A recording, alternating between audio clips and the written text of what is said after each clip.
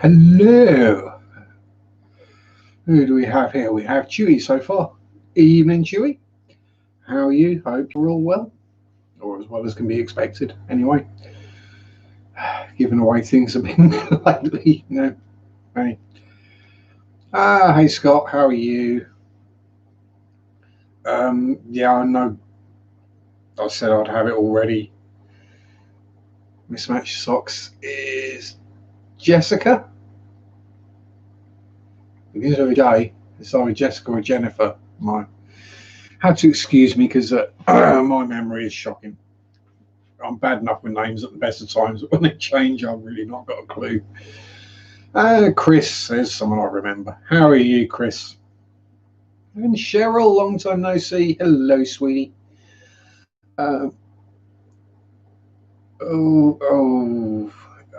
Yeah, I try and avoid Japanese metal, Chewy. Yeah, it's just one of them things. Look, hope everyone else is well anyway. And I hope you get the stuff sorted for your plywood tanks, Chris. Sounds a very interesting proposition.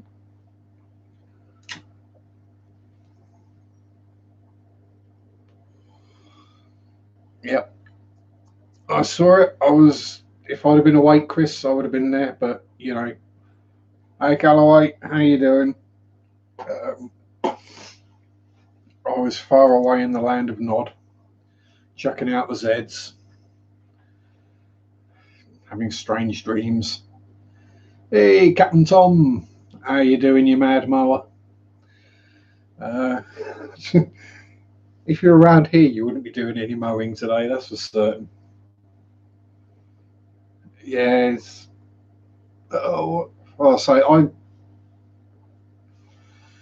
if you're on Eastern Standard Time, your midnight is it midnight is 5 a.m. for me.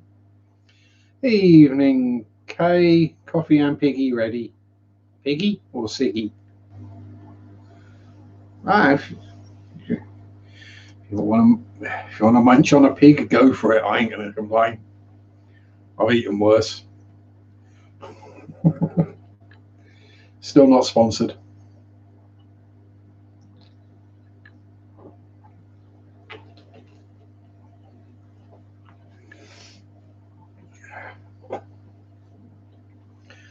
Yes. As I got called the other day, a fag hag. Probably doesn't translate well in American, but all six betters are doing great. Awesome. My one better is doing great. He's building bubble nests like crazy. He ain't getting a girlfriend. The last thing I bloody need is betters breeding. Yeah, it is. As you may have judged if you saw the title, there's been new additions again. We want to take a new boat out. Well, you never know. It might rain hard enough that you can just leave the boat in the drive and you'll be fine. Yeah, it's kind of been like that around here lately. The last couple of weeks has pretty much been constant rain. I'm not complaining. Anyway, so I've got 10 here now. Oh, pardon me. So yes, what's been going on this week? Well, main and most visible thing is I had a full clean out and redo of the little baby tank with the CPDs and tanky in it. And yes, I'm aware that Nerite snail is upside down and dead and not in the shell anymore. It hasn't been in there for a long while. Nerite shells are pretty, so I leave them in the tanks.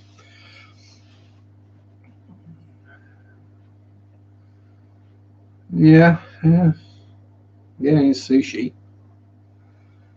Oh, no, don't get me thinking about food. Not now. I'm hungry. So yeah, that got completely stripped down to empty tanks, scrubbed out, gravel thrown away, plants thrown away, stones pulled out, and all scrubbed out, and they're somewhere in the kitchen strainer drying out at the moment.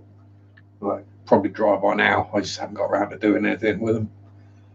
New gravel, new plants, new piece of wood, and all the fishies seem happy. And because it's a new piece of wood, we've basically gone black water. Lots of tannins leaching out of what is a rather large piece of driftwood, or bogwood, I should say, for such a small tank. So if I, camera, why do you do this to me every week? There we go, untangle the cables. So if we somewhere, no, get it straight. There we go. Get a bit closer. And you can see a little tanky up the front, the CPD swimming around, and everything looking quite happy and healthy in there. Celestial Poldanios, okay. If they ever decide to breed, well, there's the view no one likes. And then over here, we have our Shelly Dwellies. And if I can get close enough without scaring everything, yay, there's one. Just happened to pop up against the black background. No, that way, Sharp. You can see we now have, actually, there's this one, they're probably all hiding up. We now have 2 lots of baby shell dwellers. So we've got at least 2 females in there. Oh, you don't want to see the kitchen. You don't want to see the kitchen. So, yay, I've bred a new fish. Well, I say I've bred, you know. Yeah, so we've got just shy of 20 baby shell dwellers in there now, and 4 adults. So I've not seen any signs of predation. The mums are looking after the babies, and the 2 that aren't the mums are just staying out of the way. They're not like even trying to get close to eat the babies. So yeah, they've been feeding on baby brine shrimp and tetramin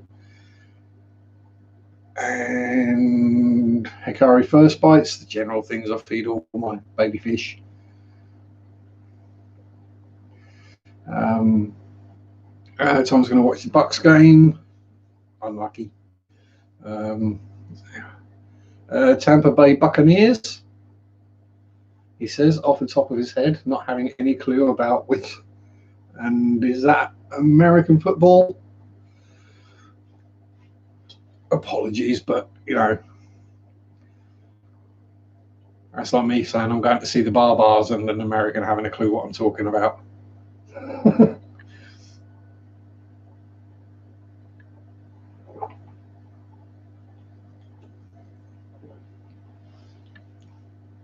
Yeah, thank you, Kate. No, I'm good at the moment.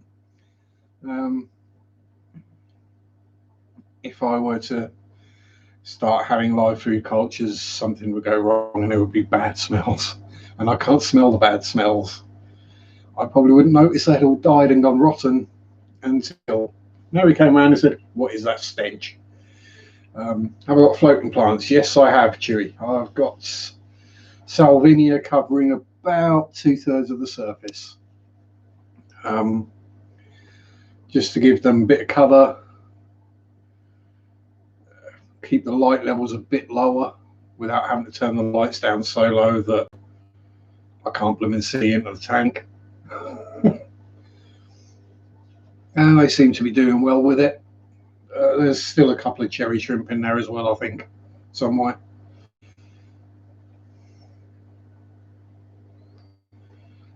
Sorry, it smells like a chippy if you smell it. Yeah, good point. Yeah, my house smells like a chippy most of the time. I'm one of those people who will go out one day a week, usually my day off.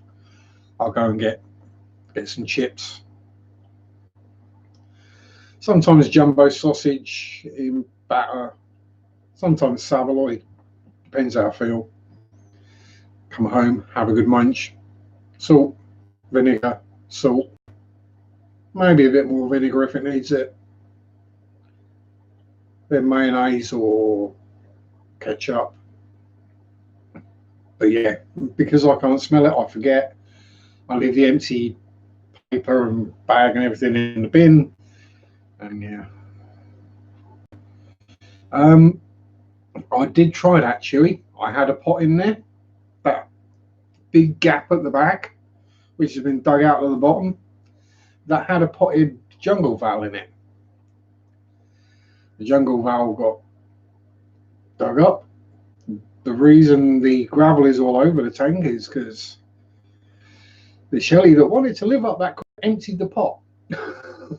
So I pulled the pot out, gave up, filled the hole with sand, and he's dug all the sand out now. Baby pistos are no more okay, unfortunately. There were about 15 in total. Went to bed, there were 15. Got up the next morning, there were 2. And they, I know, meh is a bad thing, but they've gone. What will probably happen now is this breeder box will get used in this tank with the Shellies. Leah, hello, how are you? This was literally 2 days, 2 or 3 days, Kay. They were, not even a week old. But we have Tanky. I'm pretty sure Tanky's a boy, judging by his fins. Might not be the most handsomest ever boy, but a boy nonetheless. And yes, so once everyone's settled down and calmed down, give Roberta a chance to just not be mummy all the time. And then I'll pull Tanky out of there, pull Roberta out of their tank, stick them both in the quarantine tank, and then give it a couple of days and then plonk them both back into the 10 gallon, about the size of a marble. Yeah. Well. I'll say I've done the water tests in there. There's no appreciable nitrates. Dip strip or water chemical test comes out 5 to 10 at the end of the week, so I just give it like a 10% water change, 10-15%, something like that. Job done. And mainly just do the water change to make sure I keep the hardness up for the Shellies. Any tips of quarantine tank meds and decor for cover for cardinal tetras? Cardinals. Meds, pass. I would generally only medicate if they showed they were ill. Although a bit of worming never hurts, or some anti-internal parasites. I haven't really got any, I don't think, at the moment. Bit of Melifix and Pimafix isn't going to do any harm. But yeah, I'll just stick a few random rocks or sticks in there, just so they got some kind of cover to hide behind. That's all I would do. And leave them in there however long you want. Generally, I QT for about a week, but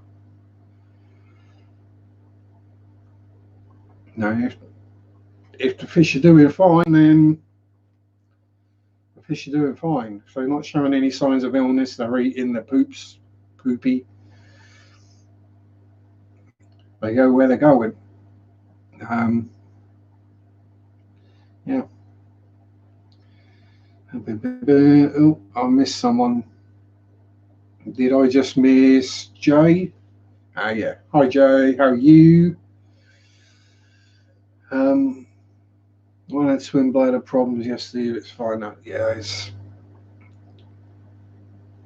I had things with my neons where they would basically just gorge themselves and then have trouble swimming straight. But as you say, give them a day and they're okay. You just need to clear it out of the system. So yeah, if you wanted to, you could treat them for internal parasite. But if you've not got any shrimp or snail in the tank that you want to keep, you could probably treat in the tank without taking them out.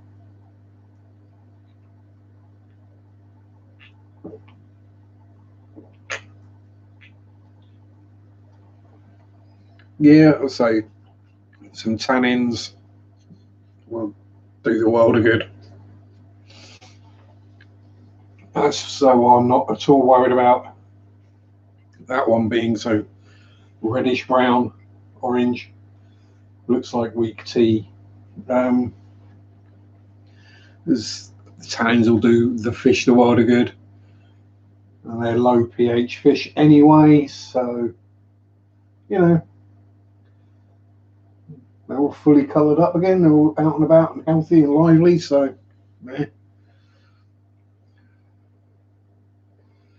yeah, true. Textures can be sensitive. No. I would have thought though cardinals, most of them are captive bred now, so it's wherever they've been bred and whatever water they've been bred in, I would have said.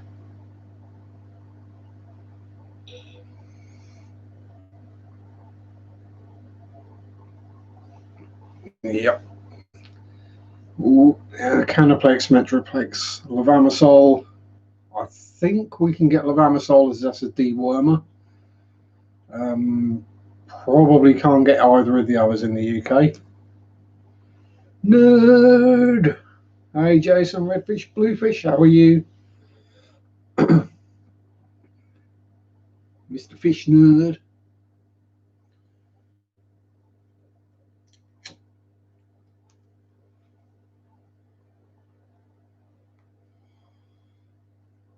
Yeah. Most likely issue with farm raised fish, yeah, is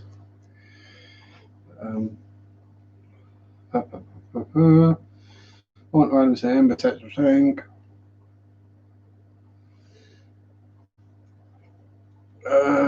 Two labs disease solved. Yeah, both of them. The fenbendazole get rid of any worms, and the disease solve should kind of cover most other things, I would have thought.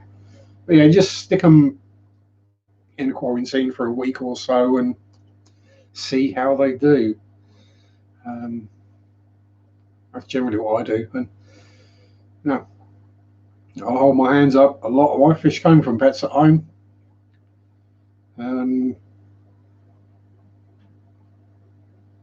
Yeah.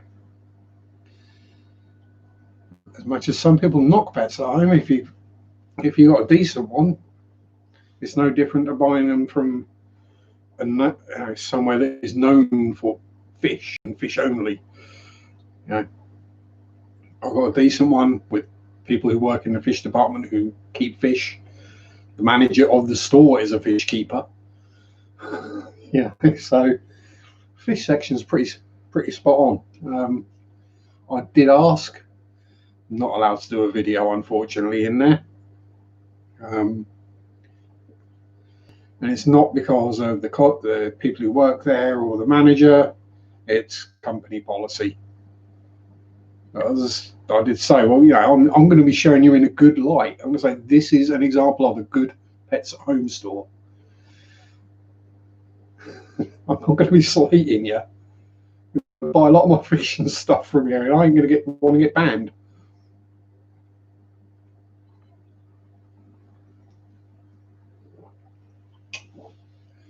So yeah, this is the thing. A lot of the powerful medicines that just aren't available in the UK, except for via a vet with a prescription, which is £30 or £40. Yeah, I say just keep an eye on them and itchy ear. Do apologise. Yeah, just keep an eye. That's all I do. If there's a problem, then I treat them. I say, in my book, I don't take medicine if I'm not ill. You know, only take it when you're ill, don't you? So And I'd like to see behind the scenes of pet zone, see a filtration of water inflow. I don't think there's a huge amount to it, Kate. I think it is pretty much. I don't think it's RODI. Probably just goes to a carbon block. And then, because my local one, it's all runoff sumps. So they probably just do a water change once a week.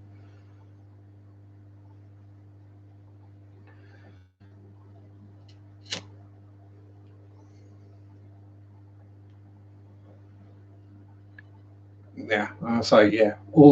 Basically all the medication we use in the UK, or not all, but a large amount of it is all natural stuff. It's not synthetic chemicals and whatever. Right. Things like Melafix and Pemafix are basically just tea tree oil, for want of a better phrase, a different kind of oil, but you know, it's that kind of thing. Catappa leaves, anything that produces tannins is medicine.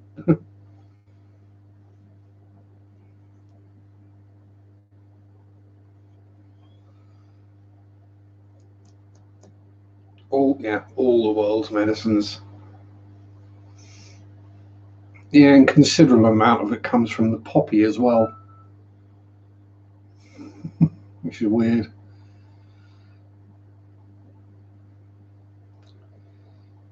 Yeah, you can't take the natural form of the poppy, but you can take a chemically altered version.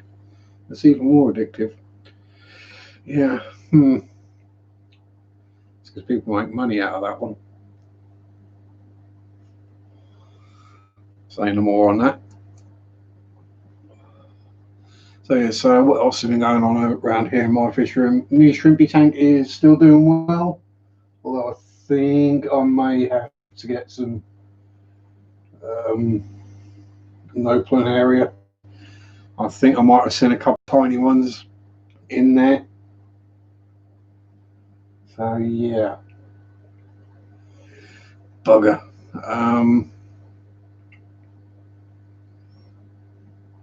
So the farm, the first fluval flex.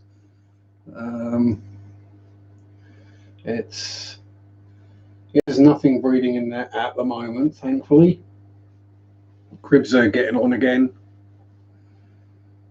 As I said in the video, so the Danios are Danioing, and the bristle noses are just growing.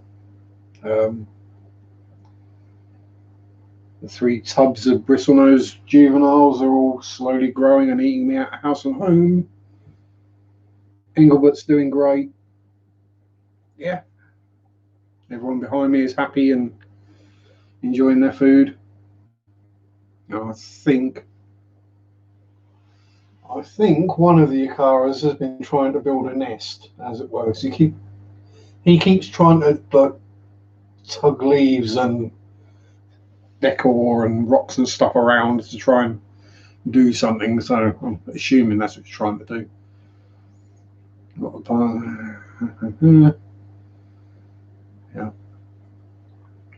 Yeah, exactly. Let's hope we haven't effed it up beyond return. Although, as the lockdown in Europe anyway proved,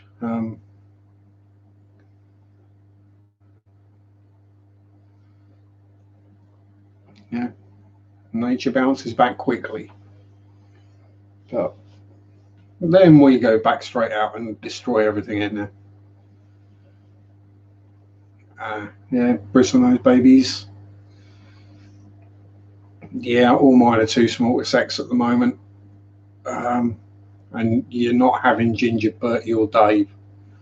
I'm sorry, Cheryl. Much as I love you, you're not having Ginger, Bertie, or Dave. Chappie! Hey there, you spoopy person. Have you been watching Dan Cummins? Because that's where I know spoopy from.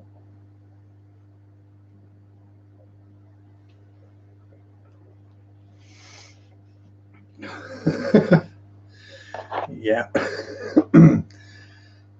Spoopy. When something is so scary and spooky, it makes you want to poop.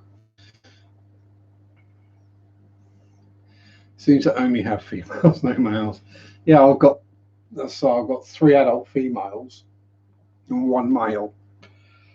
Now, the 1 male came from a different place than all the other ones did, so I don't know. I'm assuming my juveniles are a mix. I mean, they're a mix of everything anyway. We've got standard browns, we've got sunshines, we've got albinos, we've got long fins, and we've got at least one that I've seen, chimera, which is the front half of it is standard bristlenose black colour, and the back half of it is yellow.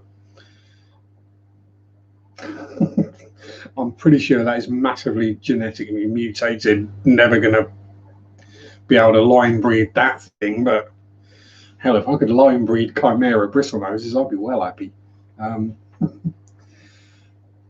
Because it's a very rare thing in nature for a chimera. I mean, the only other fish I know of that does it is the bream, the common bronze bream, Abramus brahma. That's an English bream, not a... If I can manage to find it again and get a picture of it, Kay, I will do, yeah.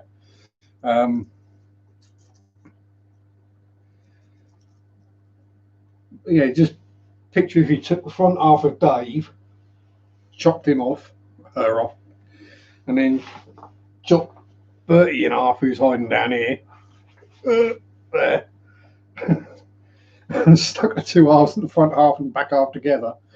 That's what you got. It's just about that big at the moment. A little dinky one, but hey. I'm guessing Chewy's probably more familiar with the genetics on these things than I am. I'd assume if I tried to breed that, it probably wouldn't work. I probably wouldn't end up with a bunch of chimeras. I'm thinking chimera is the correct term. For some reason, it came into my head anyway. But yeah, I literally only saw that the other day. Yeah, so it might be, but the bream aren't when they do it. So they go half and half as well. You get dark half at the front and light half at the back. And people used to think it was because they spent a lot of their time nose down, munching through the muck at the bottom of the lake, and whether they basically just got bleached out by the sun on the top half, but probably not. But in some lakes, it's a lot more common than others. So, whether it is something that can breed, we shall see. I mean, what's the worst that can happen? I keep hold of it. It's not like another bristlenose is going to make a huge difference to my populations.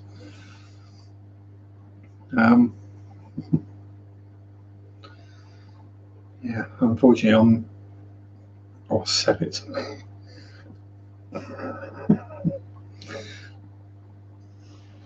You might not want it if it turns out to be super rare, Kay. If it turns out it's like the only bristlenose there is that's like that, it could be worth a few quid. Yes, hello, bubbies.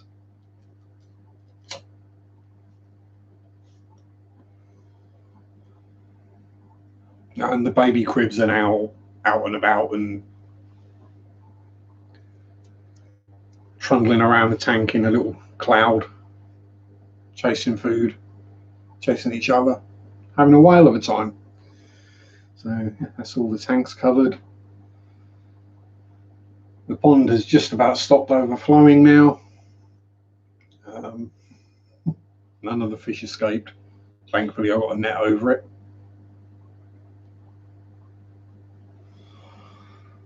And all the comets are just too tubby to fit through the gaps in the net.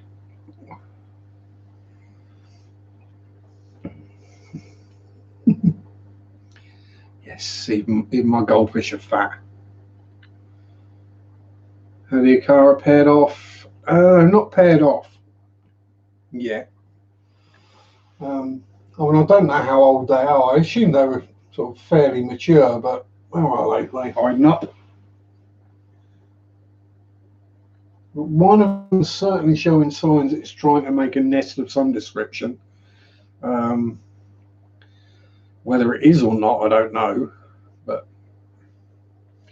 we shall see. They're fun to watch anyway. They're very pretty fishies. They look like they're smiling. They enjoy their food, so they're going to stay for a good while anyway. If a pair do pair up and one gets bullied out of the way, then that one may have to find a new home.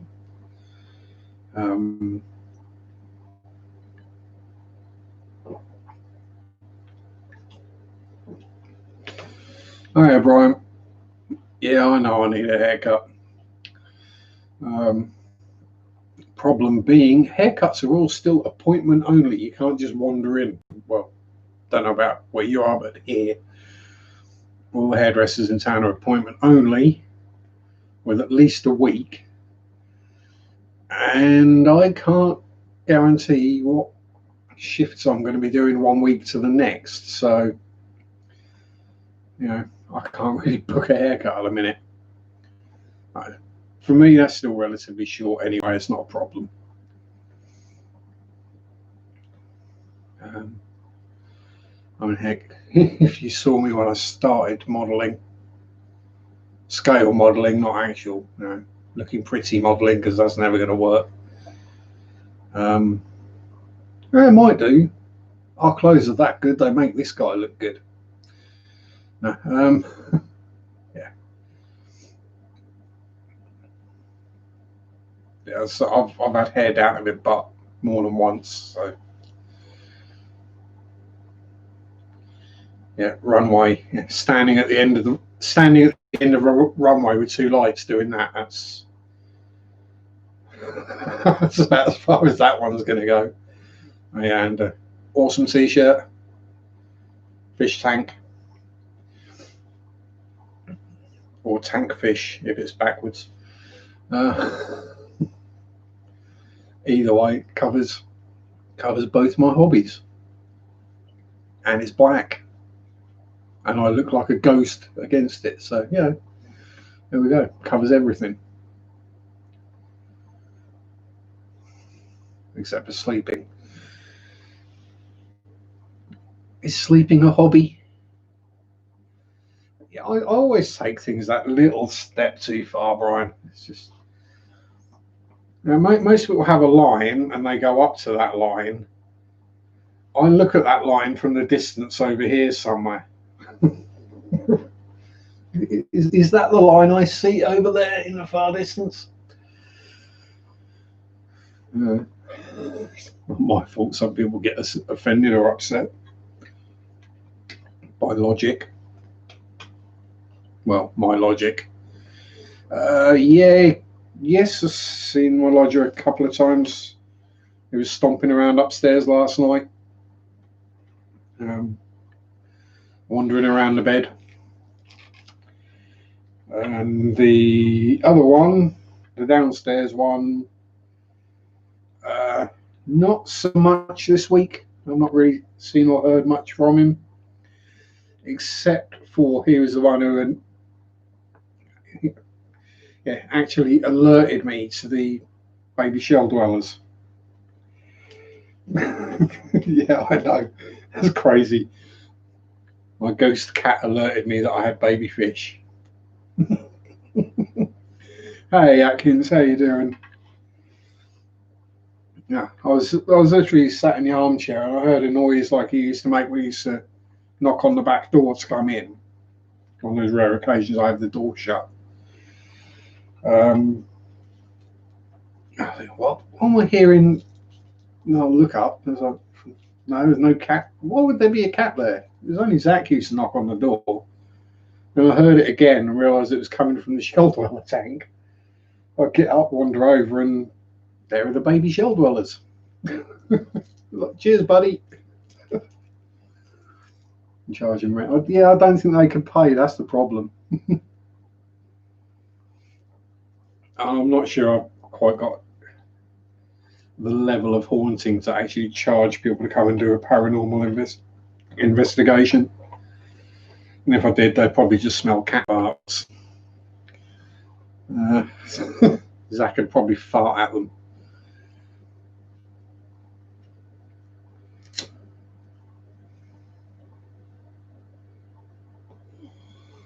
One of the ways he used to wake me up was a warm draft to the face. Wake up to see his starfish whistling. I was like, oh, Jesus.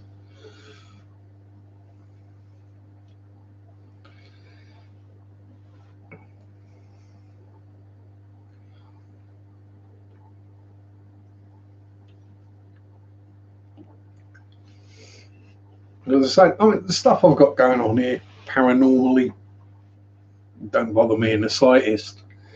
But then I like to see something on YouTube generally, because I don't watch TV, where people are saying that they're petrified of what's going on. I'm going, you've seen a shadow person a couple of times, and you've heard a couple of footsteps. What are you scared of? To me, it's just, it has been for most of my life, just the way it is. You know, there's stuff around. Yeah. Oh well. You know, one of these days I'll get around to doing some spooky stories of my actual experiences. But that's going to involve me writing stuff down and figuring out how to film it and doing it all in one take. Pardon me. And I've not got the voice for it like Chappie has.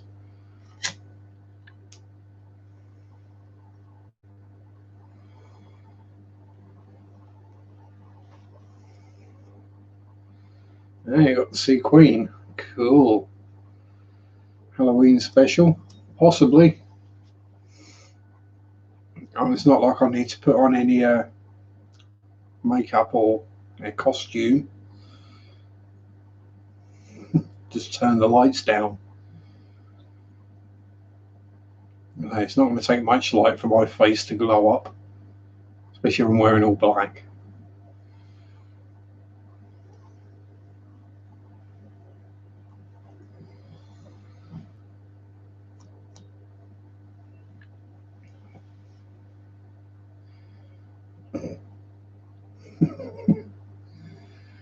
These baby shell dwellers are nuts. Yeah, Queen. Did I see Queen? If I did, I was very young if I saw them. Can't remember. I know I got to see Shawaddy Waddy at one point. Oh God. Thankfully I was about 6, so I can't really remember it. Queen 2, Queen Sheer Heart, Night of the Opera. Ah, cool.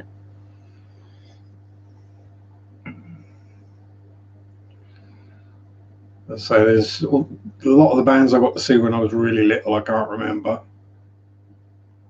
And then a lot of the bands I saw in the 90s, I can't remember either, but for a completely different reason. So I'll have a vague recollection in there somewhere, but that's it.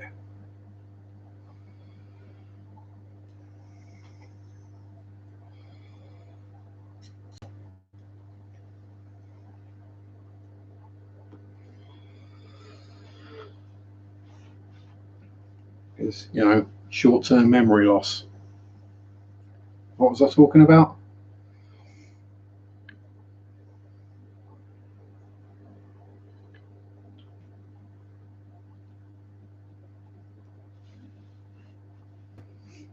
Yeah, early Queen was superb. The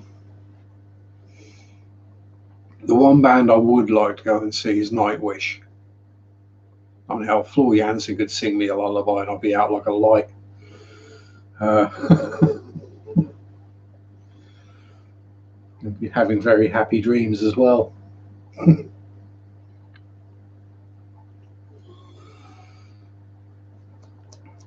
So other than that, there's not really much new stuff that interests me massively.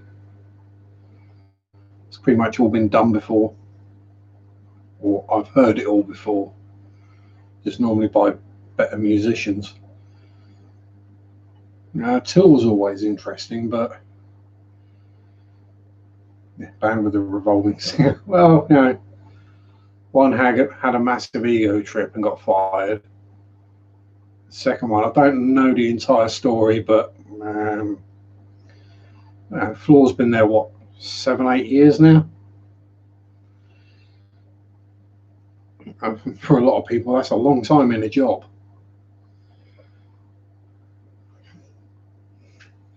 Hell, apparently in the UK now, being in a job for more than 2 years is a rarity. Most people change jobs much more regularly than. Oh, right.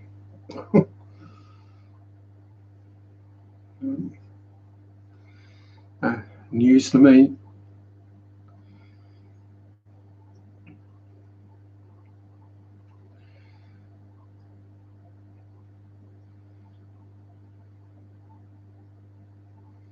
Yeah, exactly.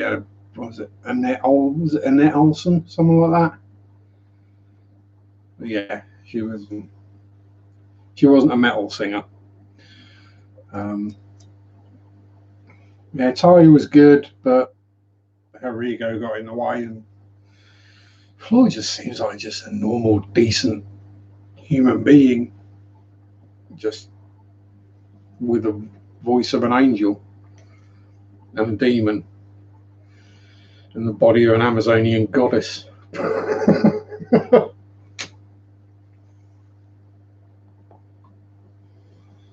And then you get Marco, who's just awesome,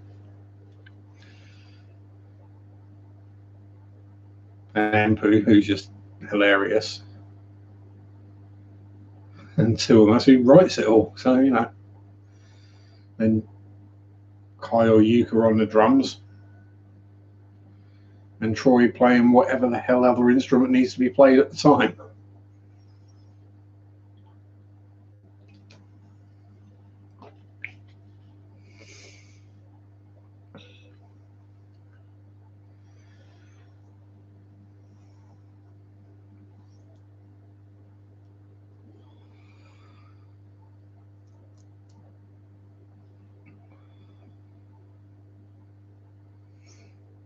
Yeah, so Nightwish. Why I love Nightwish. Why everyone should. In an awesome band. Even if you don't like metal, they're an awesome band. Yeah, so we're done. Anything else I have to talk about this week?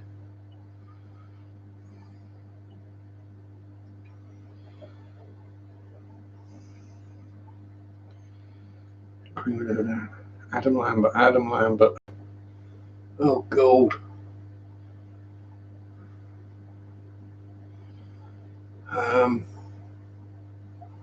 Yeah, I can't remember who. I know the name Adam Lambert. I'm trying to think which bloody band he's from. Yeah, I know they did one with Paul Rodgers. They did a bit with George Michael.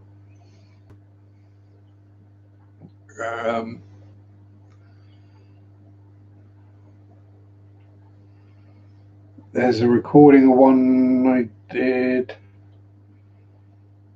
I can't remember which song it is. They actually did one with Floor Jansen, a single song. Yeah, I'm just trying to remember where he was before Queen. But,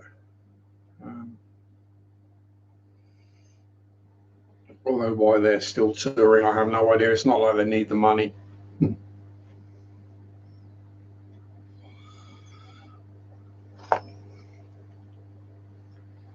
Unless, of course, they're got to pay off all Brian May's hair perm bills and stuff over the decades.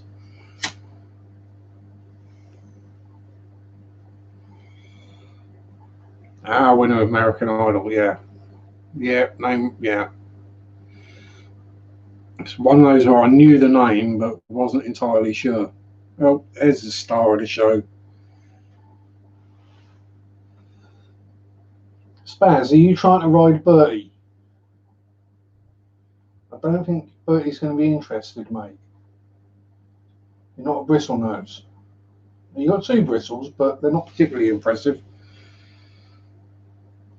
Jeez.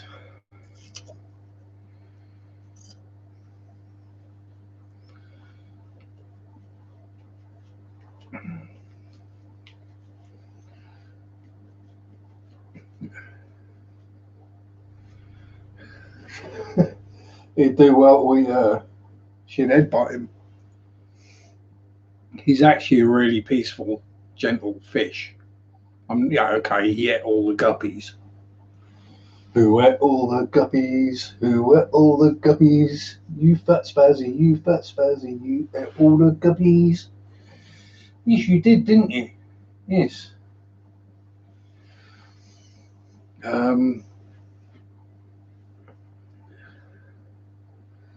No. But he can look after herself. If he tries anything, she'll headbutt him. And she headbutts hard, trust me.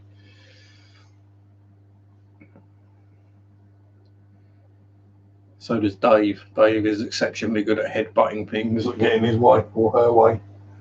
Yeah, that's it, Bertie. You go back to munching blackbeard algae and snails like you do.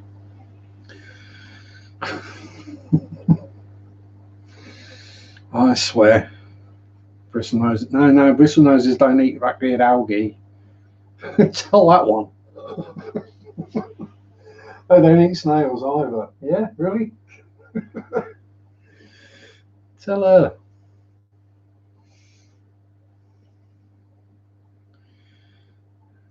I see now. Ghost Town to me is a different song, Jury.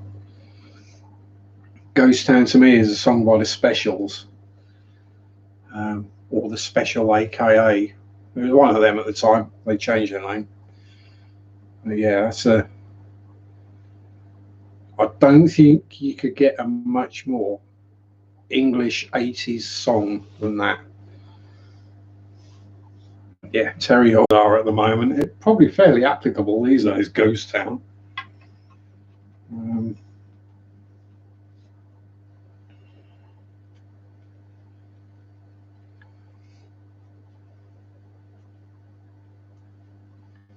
I was feeling a bit weird at the moment, coming home. This is the last couple of days, coming home from work at 11 p.m. and the town's completely dead. There's no one around. With all the pubs and everything shutting at 10.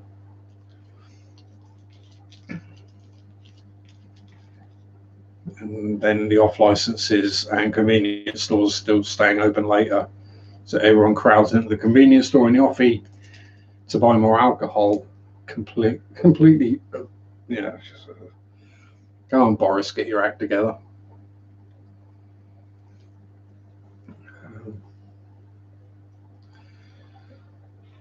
Yeah,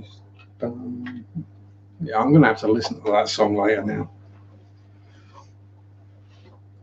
Probably best not before bed, though.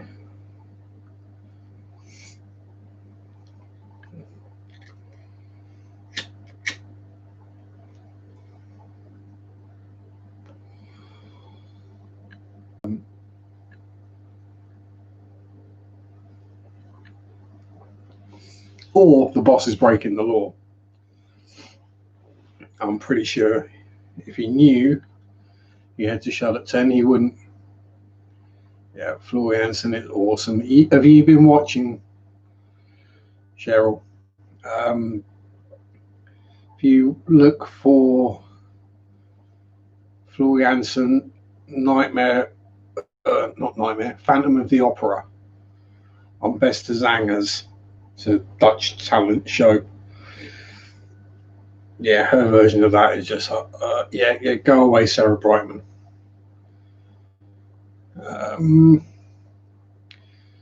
Looking at the viewers dropping, it is probably could be my end. Computers show that it's doing anything, but it could well be installing updates again just when you don't want it to, as it tends to do.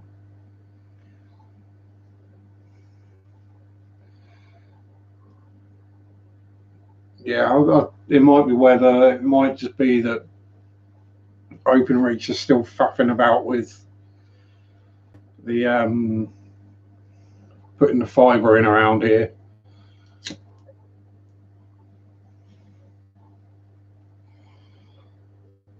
I always love better pellets.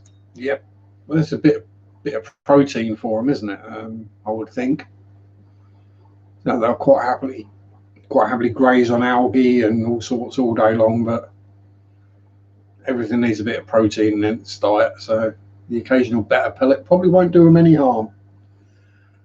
Pardon me. I'm like Spaz, you know, he eats algae wafers. He's supposed to be a carnivorous predator.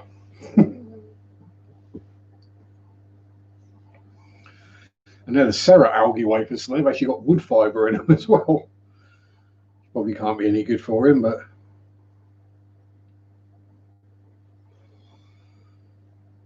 try telling a fish he's not supposed to eat something. They just eat what they eat. It's one of those ones that kind of confuses me. Is people say, well, I feed this to this and then this to this. And I'm thinking, and they're in the same tank. They're just going to eat whatever they find. Unless it's something that's physically too large for the other fish to eat.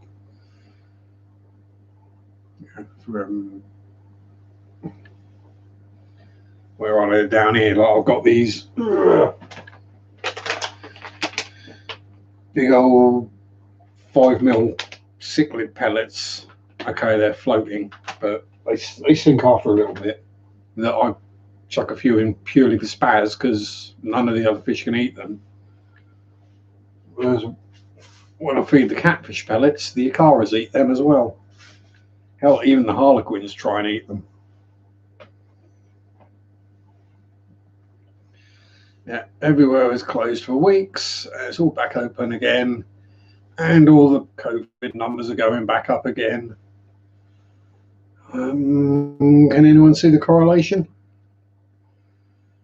You open the places where people get drunk and lose their inhibitions, and then wonder why the numbers of cases start rising.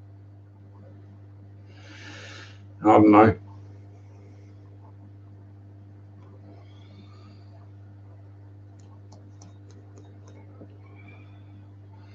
Yeah. Hang on, Cheryl. I'll write it. Floor does a better song on virtually anything live. It's on. If you look under.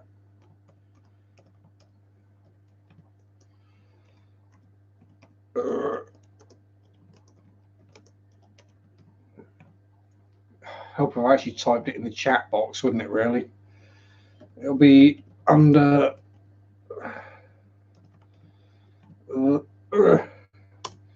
It'll be under that if you're looking, Cheryl. Best the Zangers, which I'm assuming is the Dutch for best singers. Apparently, all the contestants are actually, well, they're all actually, professional singers. It's not like Britain's got X talent voice.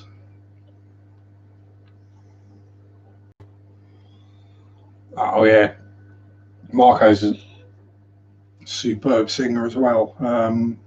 The rendition of the Islander from Tampere live, that is epic. In fact, no. And when you got Floor as your backing singer, you know you've got a decent voice.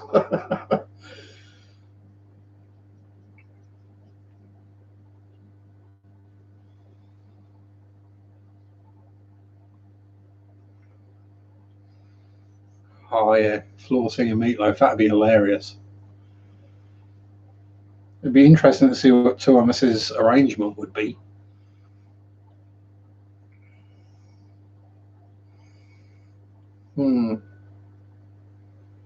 It's one of those things where if I was a movie director and I wanted a score done, I wouldn't go to Danny Elfman or any of the others. I'd be asking Nightwish.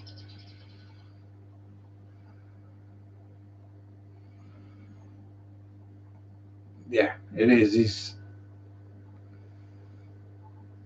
And the fact that over the years his clean tone has got better, as it were, technically better, and Floor's growls have got better. I've got a funny feeling that Marco and Floor have been helping each other out, as it were.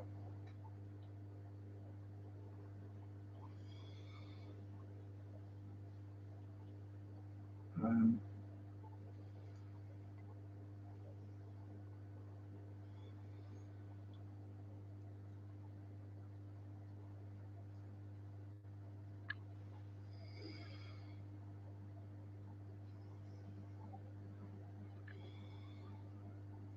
yeah, yeah, two of us. Well, I mean, let's be honest. He's the writer, composer.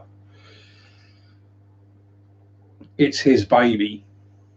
I mean, it wouldn't work without the others being such talented musicians and singers. Um, yeah, you got a bass player who can pretty much play whatever you need and sing pretty much whatever you need.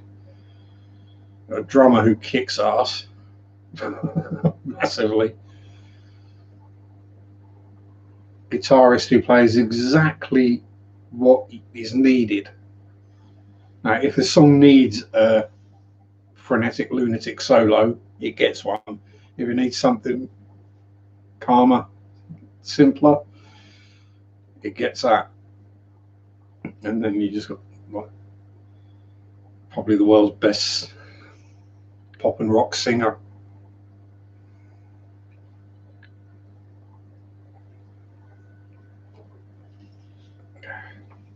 And then the actual live shows themselves, the lighting and backtrack and pyro and fireworks and God knows what else. Hardest band to get as a booker, yeah, I can imagine. Yeah.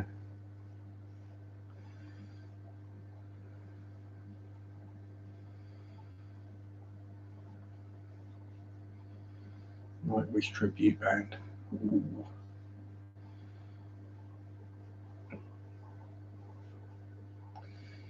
Yeah. So, just, so what happens when you get a set of great musicians together with a great writer, composer, and they don't disappear up their own asses? Um, which, let's be honest, is something that Tool have been guilty of. We're looking at a completely different kind of music, but they get too carried away with the weird time signatures and the polyrhythms and blah blah blah. So it's still cool, but it's not necessarily as good as a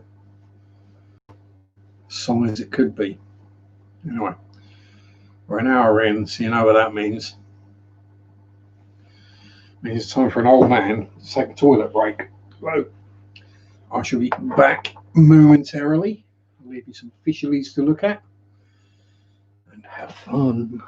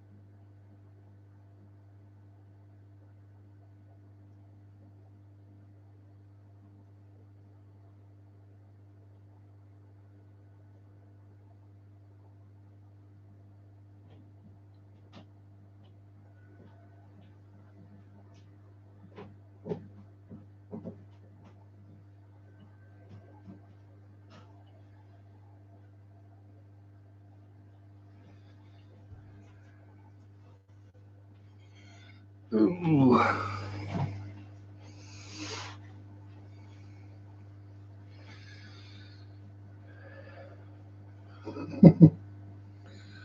Ah, yes, management. Wouldn't life be a lot easier without management?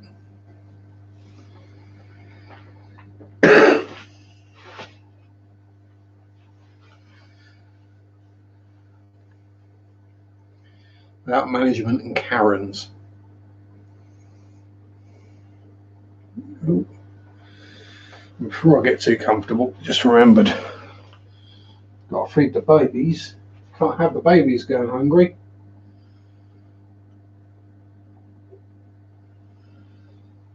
So we have baby brine shrimp,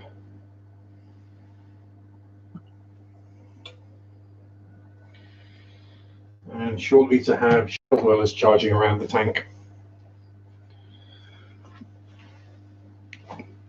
As soon as they realise there's baby brine in there, they all go nuts.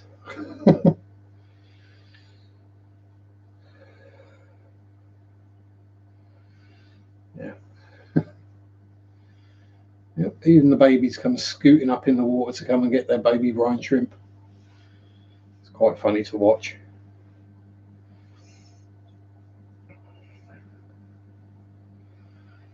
Yeah. It comes to something when you have to talk to another family member because management's just so bad. Right. Yeah, well, every other day, Kay, I've just got, oh, make me get up again, aren't you?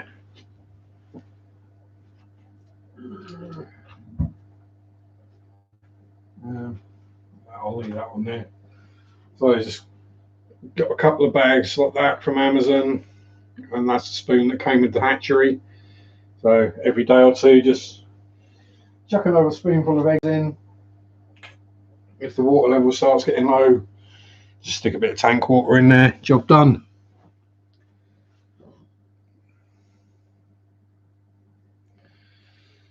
Exercise 10k steps. Thing is, I work in a shop 5 days a week, so 10,000 steps is easy. Traveling Wilburys, yeah.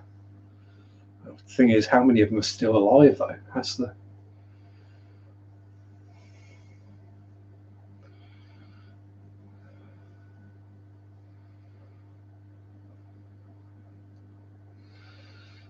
publicist, yeah.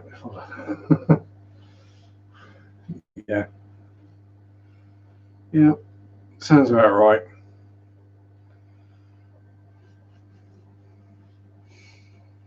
And the thing is, if you can always tell when a certain guest just hasn't turned up for something, because I'll suddenly have like some normally comedian or someone or just someone who's got loads of anecdotes that they just wheel out at short notice. That's not something you get so much anymore. The chat shows. I do miss the likes of Wogan and Parkinson and all that. They're certainly more watchable than the majority of the crud that's on TV now.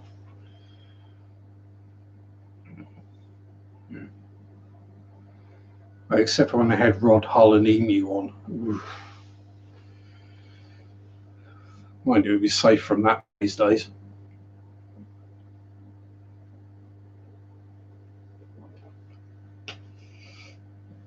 Or Roy Castle playing his trumpet. Bob Carroll G's and Spit the Dog. YouTube Fish Fam live streams. Yep. That's the thing, Kay. There's so much Fish Tube or Fish Fam content to watch that you could probably just watch 24/7 and there'd still be something new to watch. It's kind of annoying having multiple interests because I have to kind of pick and choose what I watch. So whereas I'd like to watch everyone's videos and all of them, physically not enough hours in the day with some of the other things I want to watch.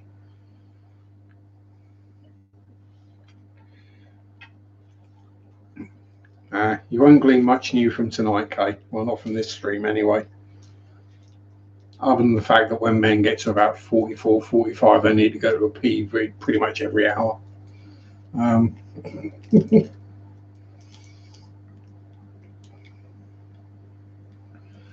the Norfolk tap water is great for shell dwellers.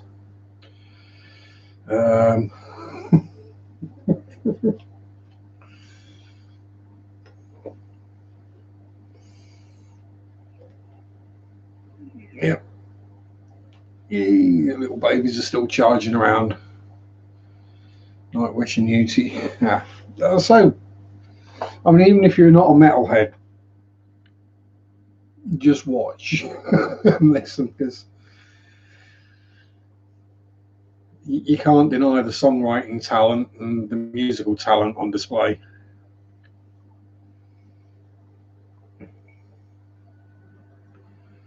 Interview and guitar lesson in a deal too.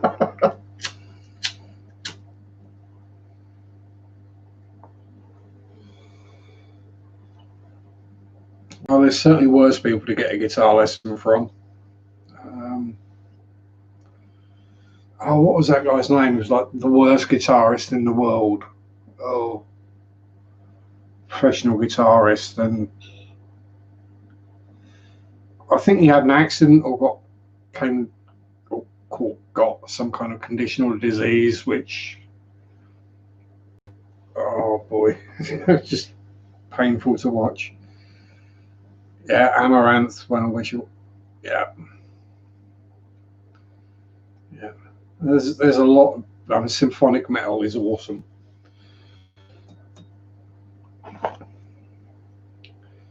It's metal with more tune and vocals you can actually understand.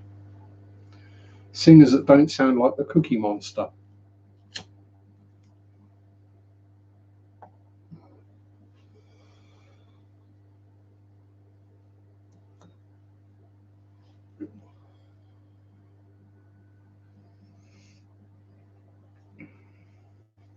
Oh.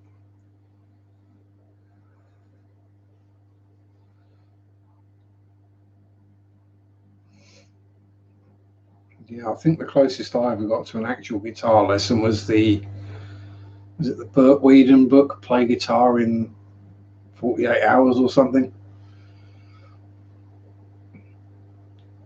Something like that. Spent like the first 4 pages telling you how to cut your fingernails to the right shape and length.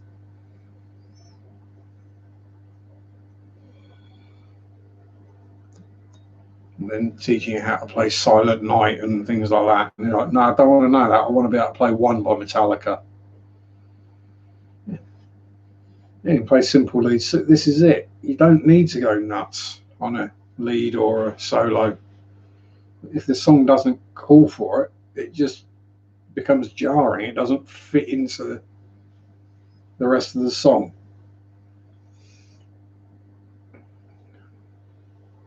And then you get guitarists like Sinister Gates who just go nuts most of the time, but it seems to fit with the music.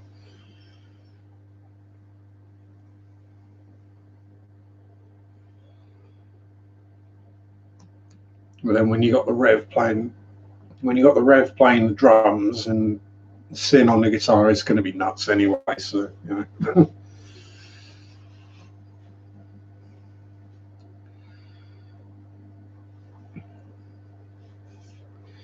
And yes, when was it Nightmare, the last album?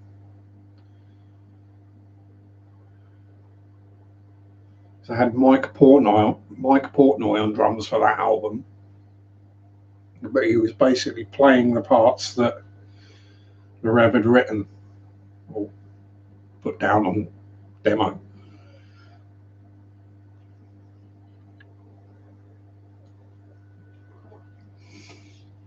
Rest in peace, Jimmy Sullivan. Gone but never forgotten.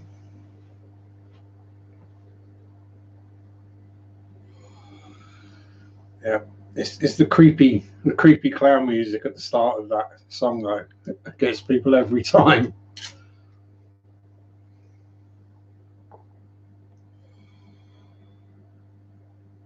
and they get slated because they sell too many albums.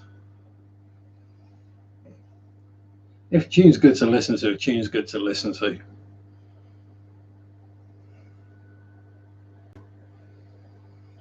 Angriest guitar player in the world. Yeah, be glad you never saw me play.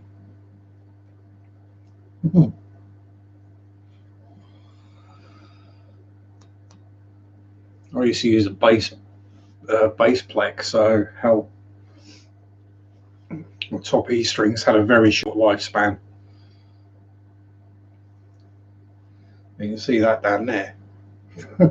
Right, okay, most of that is just a second chin.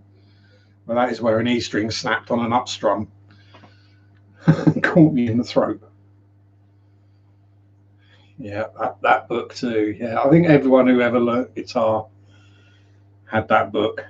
Oh. Kind of beige cover.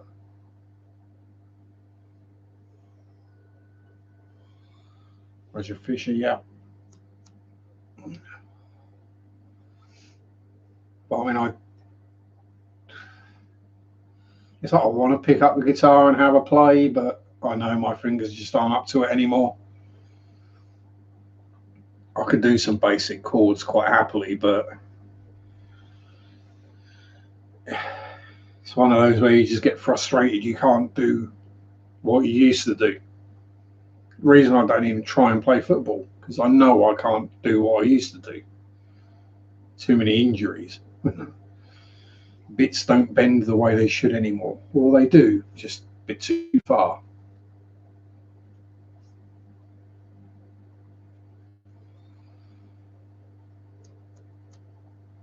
I've had one of the lads from work invited me to kick around with him and his mates, and it's like, yeah, no, it's just not going to work.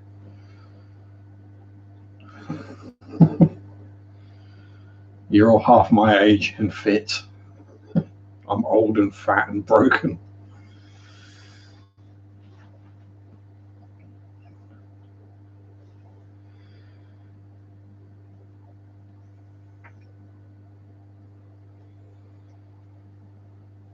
Yeah, so I mean, never been a huge Metallica fan. I think I got the Black Album and S&M, and then after that, it was they started doing. What was the one with the blood and semen on the cover? And then St. Anger and oh, we're having a big dust up in the Shelly tank.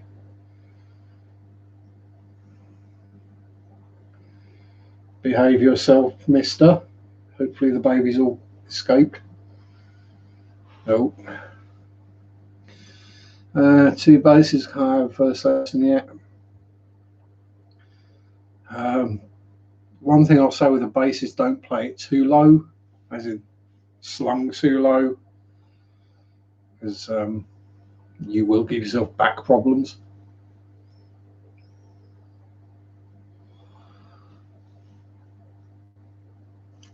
Right. Am I going to have to get... Are you hunting for your bubbers now, are you? Am I going to have to get the... Oh, no, there they are. They all hid in the shell. Yeah, I think I might have to get the breeder box in there a little sooner than I was expecting.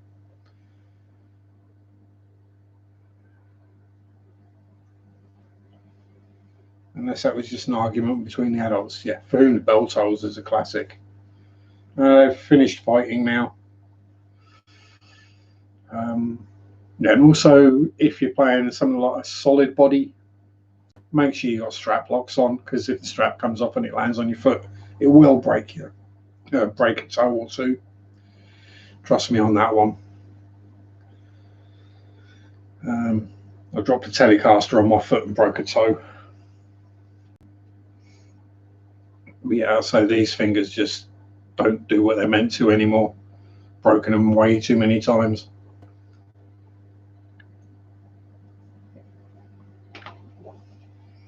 Well, No, I think all the babies are okay. It was just an argument between the adults.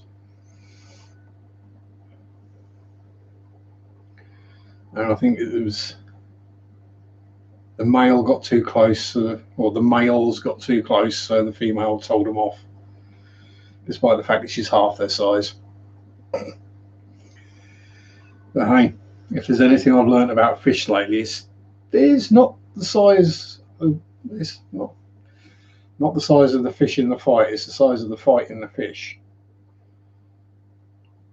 As poor Robert found out the hard way. Yes, yes, you stay by your shell. You're safer there. Yeah, yeah, you stay away from her. You've all got nasty toothies, haven't you? And you'll hurt each other. Short scale semi-acoustic. Yeah, that'd be lighter at least.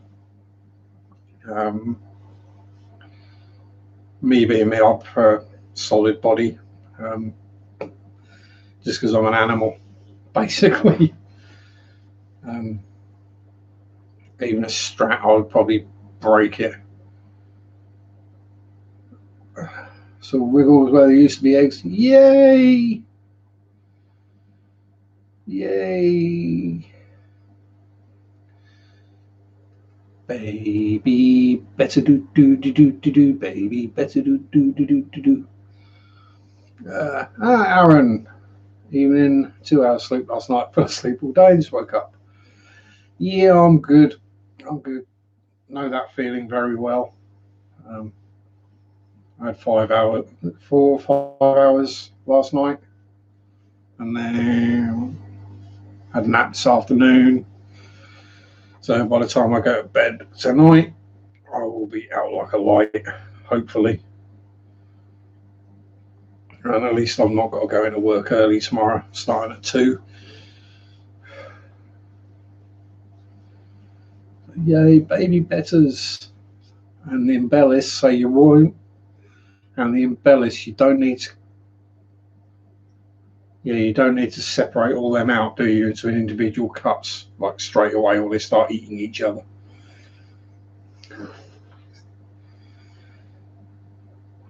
Because no, that's what's stopping me trying better breeding myself. Is I don't want to be doing water changes on like 100 cups of water.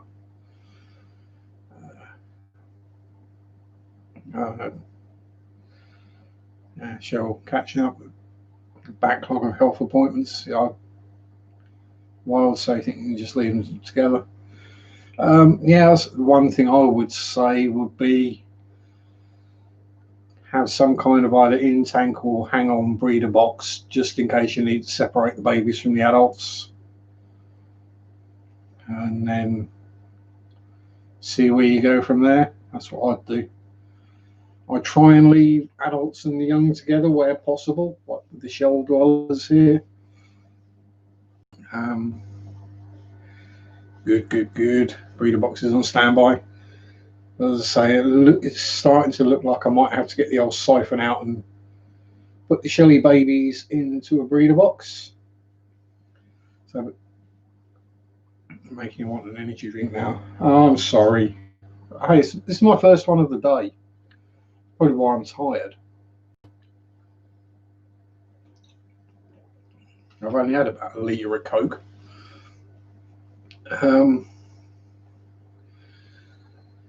Yeah, exactly. Catching them is a nightmare. Yeah, that's why I decided to catch the baby cribs when I did. When they were still sticking together in a little cloud and small enough to go up an airline siphon. And that's what I'll be doing probably Tuesday with these guys. Just a jug, airline, start the siphon up with the airline in the jug, suck all the babies up, because you can get the airline in the small spaces and the little narrow gaps. They just go for a bit of a ride, and then with the breeder box in the tank, you just pour the water back into the breeder box with all the babies in it. Job done. or in my case, it was pour it into a separate tank to keep the cribs separate. But you know, I really didn't want to be chasing around 50 juvenile cribs in a 15-gallon planted tank. It's bad enough catching a couple of baby escaped plecos in there. Oh, he's out again. You're going to swim through my ear, are you? Come on then. No, he's going to have a snooze on your leaf. Yeah, I say the airline siphon. Yeah, that's generally how I catch my fry. Well, not guppy fry. I just put a net in there and they all swim into it. Generally, that's usually. Guppies aren't the brightest. Well, they're not dumb. They have to investigate anything new. Yeah, I think with the shellies it'll be particularly easy because as soon as I put something in that tank, all the babies are going to disappear into a shell. So it's probably just going to be a case of stick the airline in the shell and suck them all out. Oh, you're having a dig again, are you? Yeah. You need to build your little ridge up. Yeah, and so the good thing with the Zis breeder box that I got is it's a solid bottom in it. So I can actually put some sand in there and a couple of shells. So the baby shellies should be quite comfortable in there. Stick a couple of floating plants in a couple of bits of salvinia in there. That'll be well away. That's my theory anyway on that one. Okay. That's one of those things you've got to try it, haven't you? Try it. If it works, bonus. Oh no. Oh, I'm sorry for that, Cheryl. Poor little dude.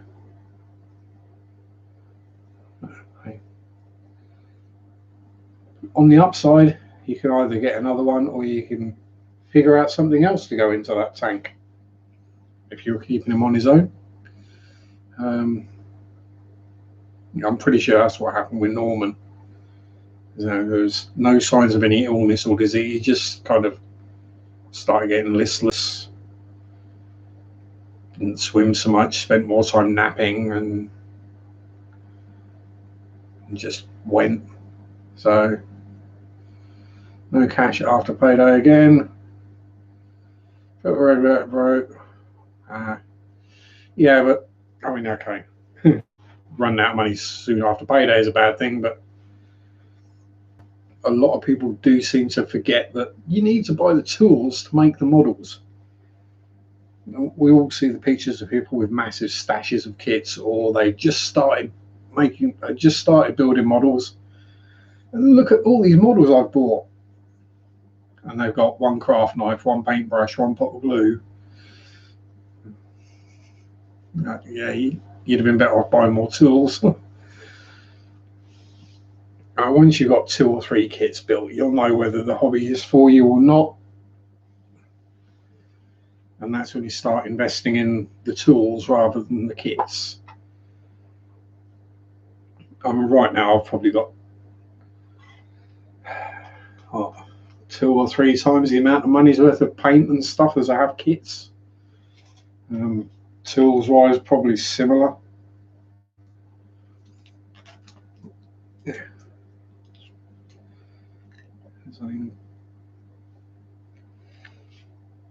I say paint is the one thing. Before you start modelling, you think, why would I need 17 shades of green and 43 shades of grey and all this? Then once you've built a few kits, you go, oh, now I understand why everyone's got that many paints. I paint. It said in the instructions to paint this colour. I didn't have this colour, so I used this colour. That's the wrong colour.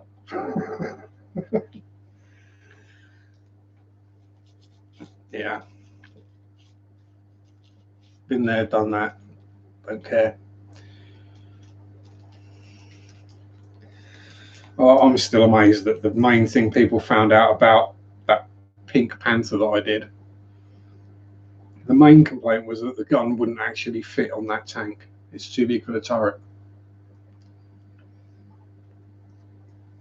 Yeah, this is it. It's providing you don't start out with bad kits.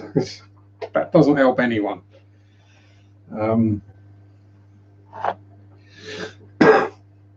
But when you start out, you don't know to check Stalemate to see how old a kit is, or check out reviews and know who to trust, or which reviews you can believe. I'd like to think mine are all believable. Because I've paid with my own money for all the kits I've bought. Except for a couple. A few that Mary's bought me, but they were Trumpeter Russian model armor, modern Russian armor, so they're going to be good anyway. And Games Workshop, so yeah. I'm trying to think. Have I heard Corey Taylor's new single? Not yet, Chewy. I haven't. Been a bit busy with work lately.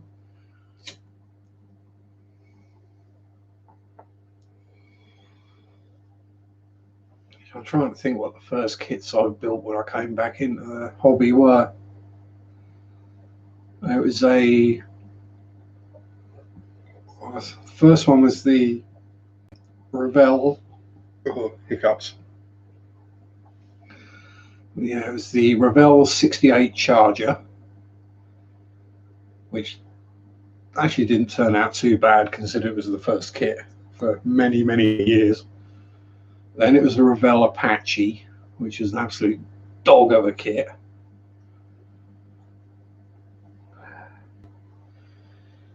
And I think it was an Airfix Dogfight Double.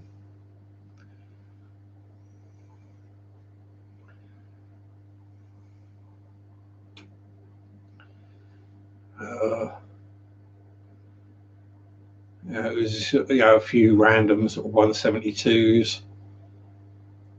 Then an AFV Club Valentine, Russian. And after that, I went on to the Edward SU-27 Flanker limited edition with all the photo etch and resin.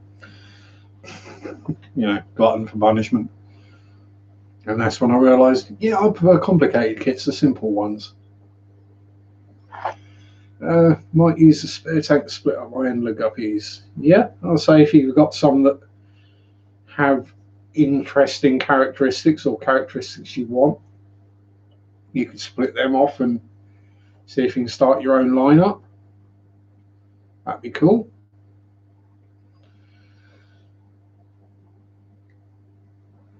You have to figure out a name for them though, something suitably preposterous.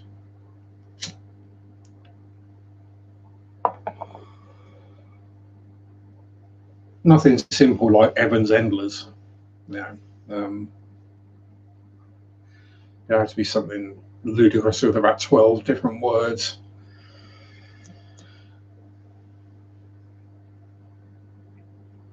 Is that how it works with guppies? The more words you add to the name, or shrimp as well, actually, the more words you add to the name, the more expensive it is.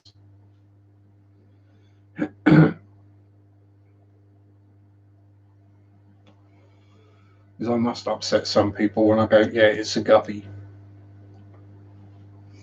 Yeah, it's a cherry shrimp. It's a Neocaridina, they're all the same. No, this is the Sakura painted fire red. Yeah, it's a cherry shrimp. More syllables and more zeros, exactly.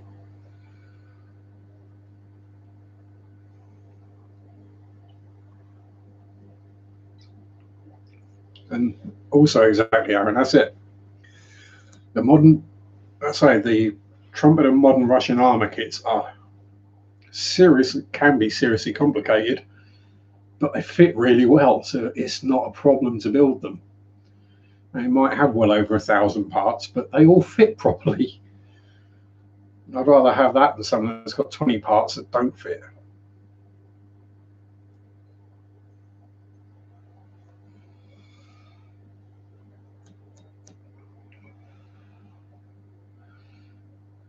I say that, and I haven't been up the cave for months. You know. Something, Mr. Colourama, Tamiya LP cars. Yep. Although I tend to just go with whatever I happen to pick up first. You know, I'm not overly fussy. If I've got something, yeah, that's about right. That'll do. Although, you know, I do have like model air paint sets for German planes and British planes and all sorts. I think I've got about half a dozen Vallejo paint sets, model air. I'm one of those weird people that can get on with model air quite happily. The occasional bit of tip dry doesn't bother me.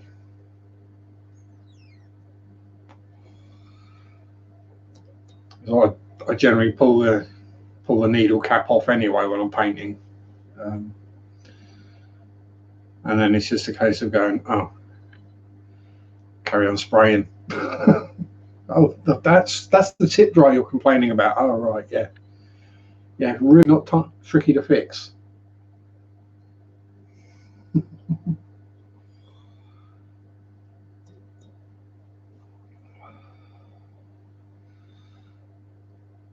Am I into Japanese anime? Generally, no, Chewy. I had friends who were, and I just like, what? That makes no sense.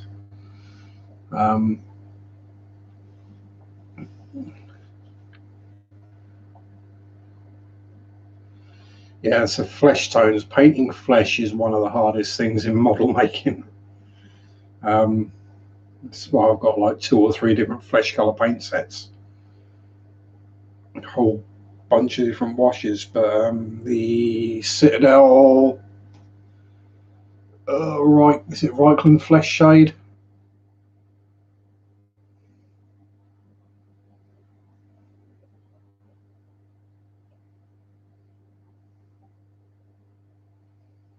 Yeah, I mean, if something like just the 35th scale figure, no, something like Tank Crew, it's basically just for the flesh gets a coat of whatever happens to be the first flesh color I pick up, then a wash with usually some Reichland Flesh Shade, maybe watered down, maybe a bit of Agrax Earth Shade, and then a dry brush of a lighter flesh tone, and job done. Close enough for me anyway. The larger scale figures I take more time over, like Little Red Riding Hood. Actually, let's go and grab Little Red Riding Hood. She's probably covered in dust.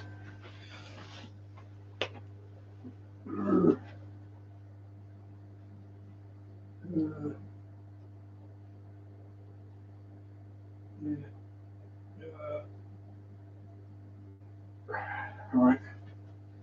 So a couple of the figures I painted, and this one is going to probably get me demonetized. Yeah, a bit dusty. So I don't know how well the camera's picking her up, if it's even going to focus. But there's my Little Red Riding Hood. There we go, it's focused.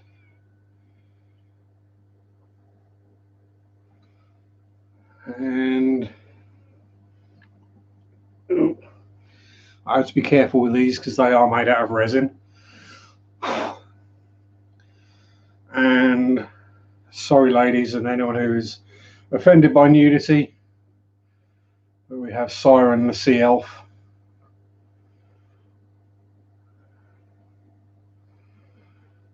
And that was actually my first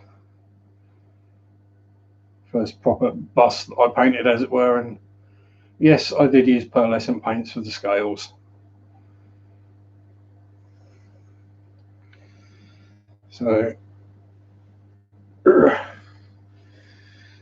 and yeah, I'm the same when it comes to figure painting as I am with the building. Dirty. It's all no super pro stuff. It is all basic washes and dry brushing, pretty much.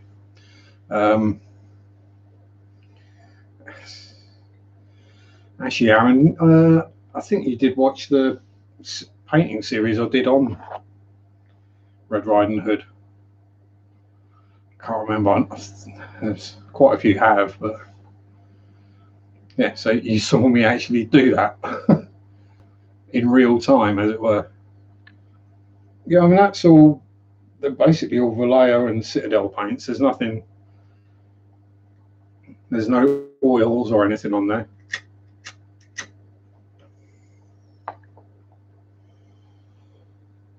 Just I go the opposite ways that most people do, where I use much smaller brushes than most people do. Buddy Guys, Tony Smotherman. Yes. Well, I know who Buddy Guy is. As for his band, not overly familiar. I'd recognise the sound.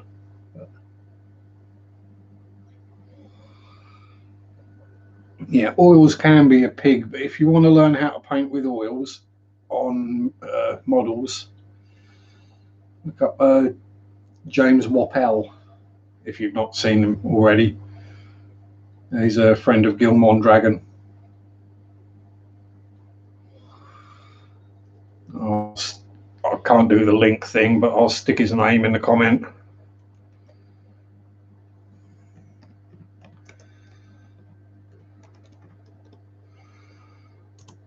And that guy is an absolute genius when it comes to figure painting, and he does it all live.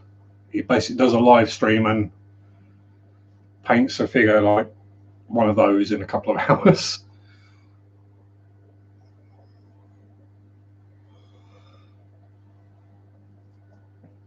And hey, tell him Sharpie said. Oh, and tell him Sharpie sent you, because he knows who I am. I know that just sounds really bad to me, like name dropping. It's like get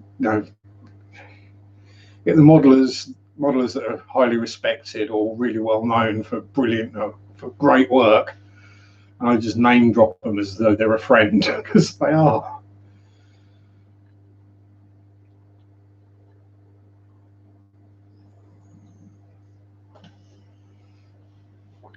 Yeah, this is it. I've been in the hobby long enough, deep enough that the people I can count as actual friends who are high up in the hobby, as it were, if there was a hierarchy, which there really isn't. I mean, one of my best friends does get referred to as either modelling god, hero, stuck up modelling, see you next Tuesday, all sorts. You're just trying to shill your products. Well, yeah, it's my video, my Facebook group. Yeah, I'm going to try and sell my products. Thank you very much, Cheryl. But then I'll go into the pure fantasy as well. There are rat demons and chimeras and all sorts around here. Giant woolly mammoths carrying ogres, that kind of thing. Massive skeletons. Monsters. Breadcrumbed plains. Anything easy to grab that's not covered in half an inch of dust? No, probably not really. I mean, if you want some, exactly, it's people who don't know him. That's the problem. Let's find something scary, shall we? Something that will probably give Cheryl nightmares. Again, covered in half an inch of dust.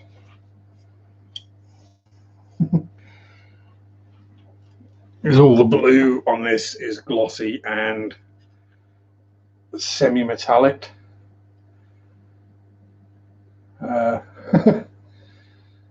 You don't get much creepier and freakier than that thing.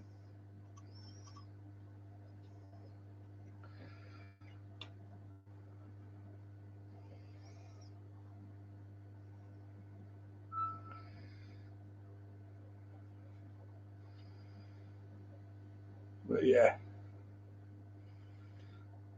that's the kind of stuff I really like painting. Just alien, spiky, greebly, nasty things. It's a shame there aren't many more of them that are a decent size.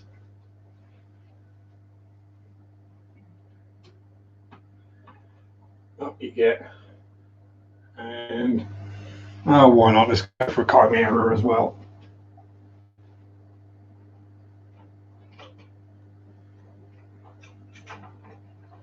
If I can untangle it. It's currently having a fight with the mammoth. So then again, this is all pretty much all hand painted.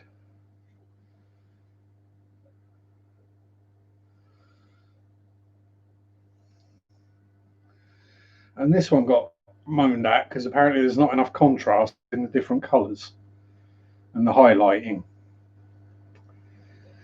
and the shading. Well, I think there's plenty on that. Excuse the dust on the wings, but you know.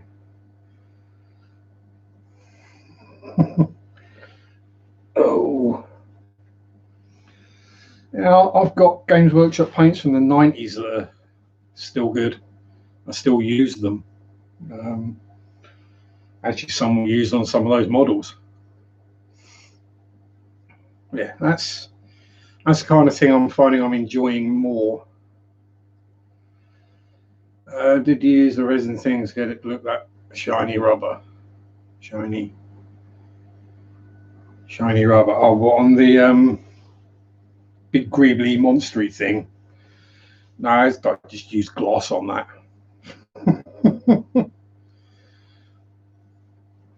That's just yeah, that's just brushed on. I think it might actually just be brushed on Vallejo gloss. It's not anything special.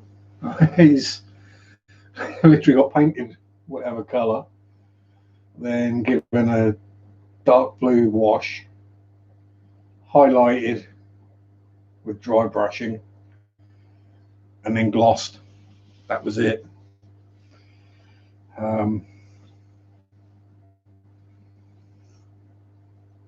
Yeah, as I say, you can mix gloss in with if you're using water based.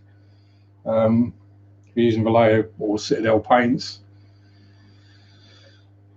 you can just mix some of their gloss in with it. If you want to make something really flat, use the Games Workshop Lamy and Medium, which is basically just matte paint without any pigment in it. So that'll soon ungloss things. Will Aqua Magic work the main? Yep. Yeah, just pop a drop of gloss. I actually still hand up. I have a small pot of Future on the bench, floor polish, and yeah, I use that. Just get a little brush, put a dot in the middle of each of the dials and gauges, and yeah, they go gloss. Look like they got glass on them. It's really that simple. Because the thing is, with the cockpit, you want it all matte. You don't want to be spraying a gloss coat on it and then spraying a matte coat on it. Blah, blah, blah. So, I mean, cockpits, I don't even put any kind of clear coat on them. They're just primed, painted, washed, weathered, dry brushed. You know, if there were decent kits of Alien and Predator around, Cheryl, I would. Well, there are 3D printed and resin ones, but it's just the cost. And while I'm not exactly broke, the mojo isn't really there at the moment, so I'm not about to go and spend £100 on a kit or a model if I'm not going to be building it and painting it. I don't really want it sat around just gathering dust. Yeah, so I mean that's technically my second hobby, although I haven't done any of it for months. So last things I did were back in June was finish off the Panther and the King George V, and started putting together the Plague Burst Rock Blight crawler that Mary got me. It's sat there built. Yeah, like the conversion gets £20 for the kit, 150 for the resin. Yeah. And then the second one, although yeah, I think it's a licensing issue there, isn't it? No one will they won't sell the license. But yeah, as soon as someone produces a plastic one, the resin kits will drop in value to about a tenner overnight, which is what I find hilarious.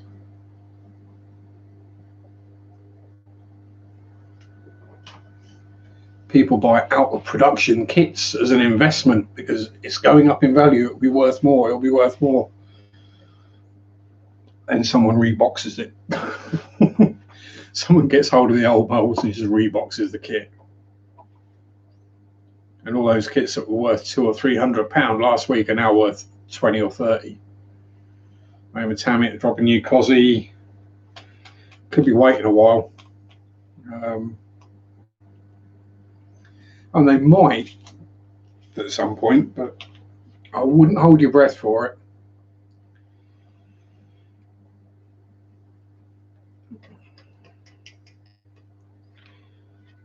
I say I'm not really a car guy. I've built a few, but you know, like the ones I really like, they tend not to make kits of, or the kits are ludicrously expensive for what you get in them.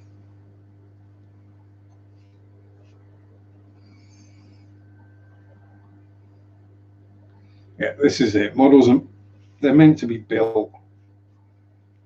You know, okay, I've got some expensive kits upstairs, but they will at some point get built. I don't buy them as an investment. I buy them as something I want to build. And the only kits I've actually sold, as it were ones I've put into the Models for Heroes auction in the past. Which one was it? It was one of the Edward. Oh, it was the Edward 104 Starfighter, which raised I think £80 or £90 in the auction. So I was like, wow, I wasn't expecting that. Obviously, I didn't get a penny for it, but you know, that's not the point. And if you're after any Russian armor, don't worry, you're safe because I'm working that night. Ah, Patrick Dragonlair, how the devil are you, my friend? What's piece of bloody gravel underneath me ashtray? All your water changes finished. Good, good, good. I'm going to have to start mine tomorrow morning again. Yeah, it's my days have switched around next week, so I'm kind of confused as to when I'm actually going to be doing water changes and stuff. The Airfix Hawker Typhoon. I built the 24th scale one. It's sitting upstairs. Needs quite a bit of work, especially around the front end, and it can do with quite a bit of resin. I'll say, geez, £100. Damn. I think I paid 45 for mine. That was a good few years ago. Yeah, any of the Tamiya 132s, they're all good kits. I built the Zero. I mean, the engine cowling that goes on the front is two pieces that stick together without glue, and you can't see the glue joint. You know, you can't see where the two bits go together. And the figures that come with them are pretty damn good as well.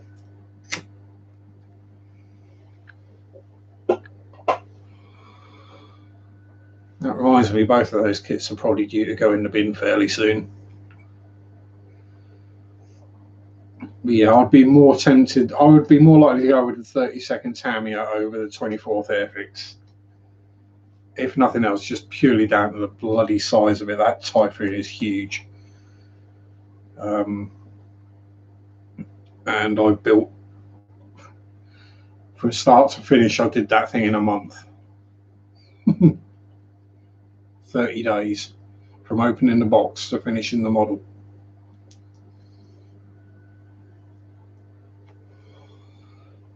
I think I did it for a Battle of Britain group build or something like that. Or World War. No, was it Normandy group build?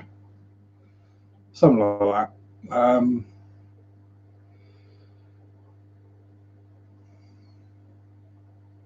Yeah, I mean the Typhoon is 18 inches long and 18 inches wide, and about 6 inches tall. It's not a small model. It's fine when you're working on the fuselage, you're like, yeah, this is going to be big, and then you're working on a wing, and you're like, yeah, this is going to be. Then you put the fuselage and the wings together, and you go, oh my god, and you're trying to turn it around to work on it, and you, yeah. If you do get that, well, actually, if you get either, don't use the decals, get a masking set.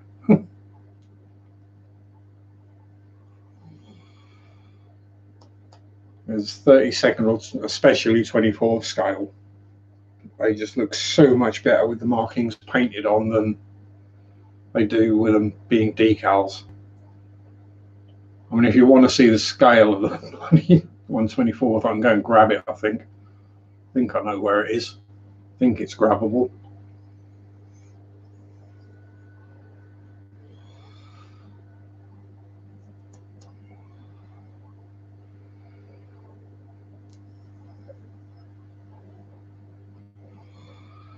Yeah, I don't get attached to the models generally, so the old ones just go in the bin when I need more space.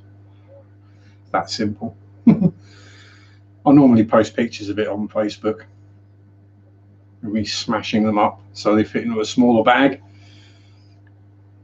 Usually upsets a few people.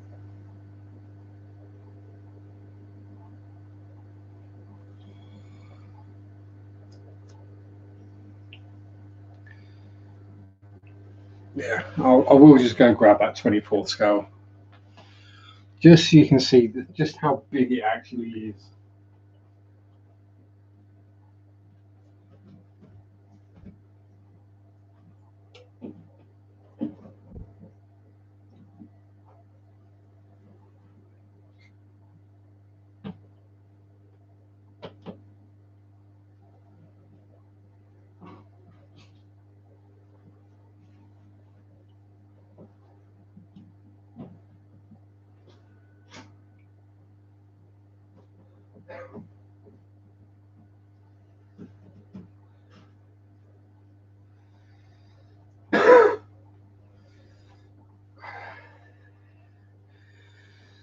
Again, covered in about ½ inch of dust.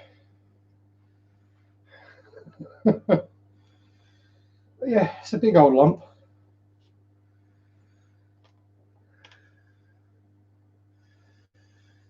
So unless you've got a big space to store it, I mean, it takes up a lot of room.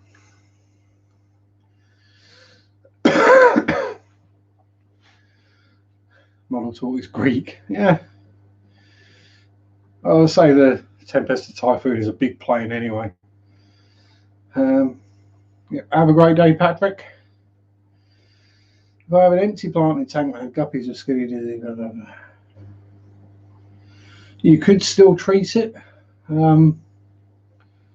Personally, I'd probably be more tempted to just tear it all down and restart with new gravel filter and stuff like that. But, well, filter pads or sponges or whatever, just let everything dry out. That'll clear it. Yeah, I'll say it is a sizable chunk of plastic, and As you can see, the markings do look better painted on. I got a bit carried away with the exhaust streaks.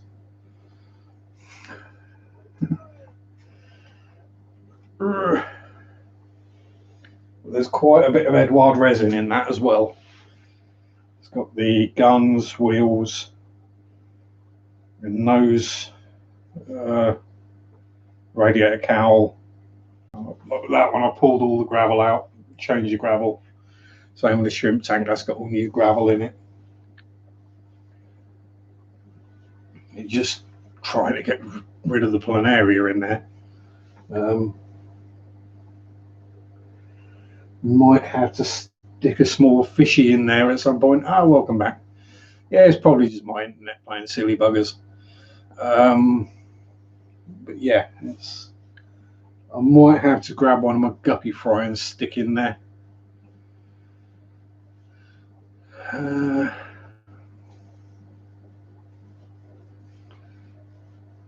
Either that or just pull out the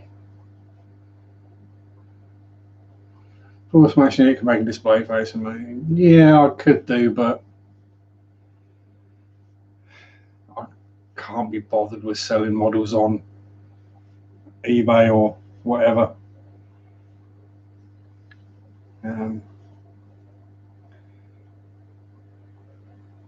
Just can't be bothered. I've had my enjoyment from it is the building, the painting, and whatever. Once it's done, it just there's all sorts up there. Gundam 2A3, Valkyrie, Burkat, Meteor, F5.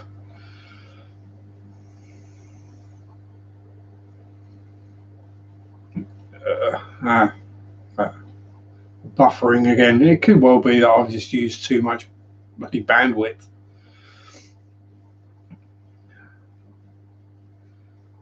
Yeah, I'll say that's what I was thinking. K is that some could probably lay dormant in the substrate or whatever for God knows how many days, weeks, months. Hang it from the ceiling. I'm sure if the ceiling's strong enough to support the weight.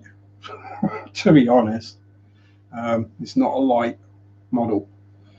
No, not limited down it. Not limited in bandwidth, but you know how it is.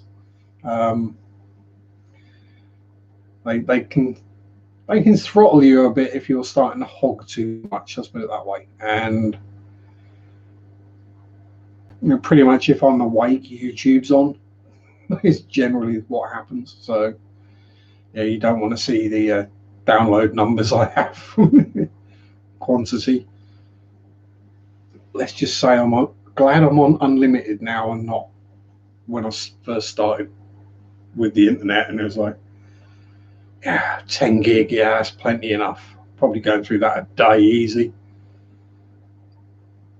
Yeah, I'll say for weeks now they've been switching everything over to fibre in Attleborough, and it's still not done. So things drop out. You'll get a day when it's really good and a day when it's just bad. And the other day, my tablet was struggling to play YouTube videos. Then another day, I'll have YouTube playing on the Xbox. I'll be uploading a video on the laptop, and I'll be on Facebook on the tablet at the same time, and everything runs at full chat. It's just archaic systems. Probably doesn't help that they've moved the entire exchange as well, so, and then knocked down the building it was in to put in a new pet shop.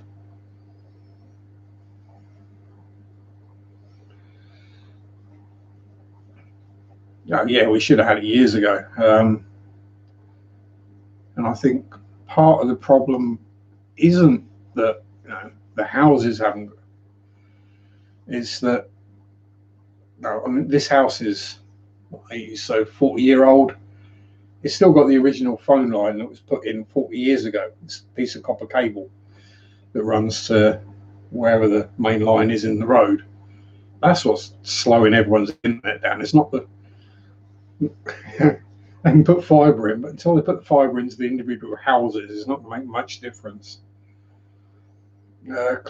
Plants, got to be grass, wood, etc. They need treating. Yeah, I'd definitely treat the plant. Yeah, I'd probably just treat the tank if you don't want to lose the plants, because you know I take the easy way out. I just buy new plant. Ugh, lemon throat. I just buy new plants generally. Now, if I've got a problem in a tank, it's like the plants that were in there. Could I have treated them, got all the algae off of them, and put them back in? Yes. Could I be bothered doing all that? No. So I just bought new plants. Um, what have we got? We've got crypts, dwarf sage, and bacopa, something like that. That reminds me, I've still got a tub of moss down here that I've got to find somewhere to put.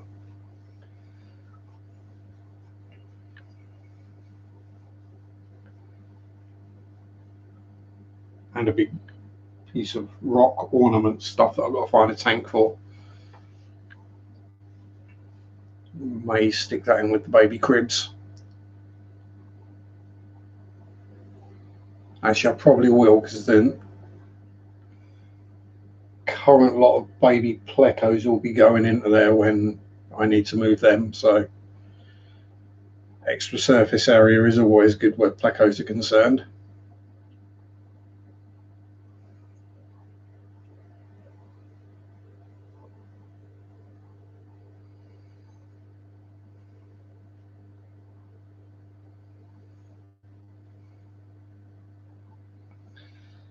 Cucumber, rongbok, and broccoli. Cool. So cucumbers, I'm going through 2 a week, and I don't eat it. 2 large cucumbers is just going in the baby pleco tubs. Yeah, they're that greedy.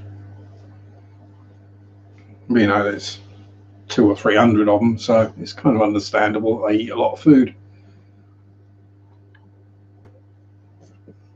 And that's dead.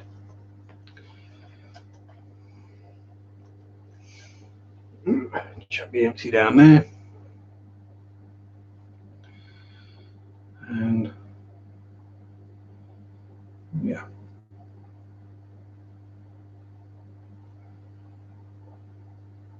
Yeah, that's good advice, Chewy.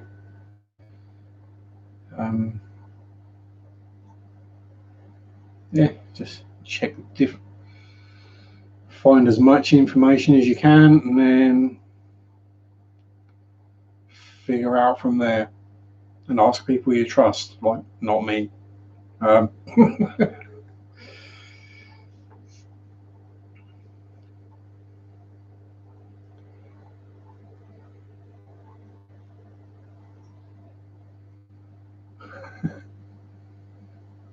nah, you're cool, Aaron. I get them from work when they're going out of date. Yeah, it's like 23p for a cucumber. Yeah, it's neither here nor there. Although pretty sure they still don't believe me that I feed it to my fish. So, I'll have to make sure they watch a video or show them some pictures.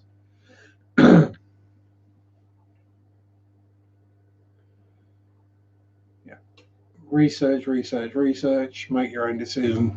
Yeah, make your own decision based on the best available information, and trust your instincts as well.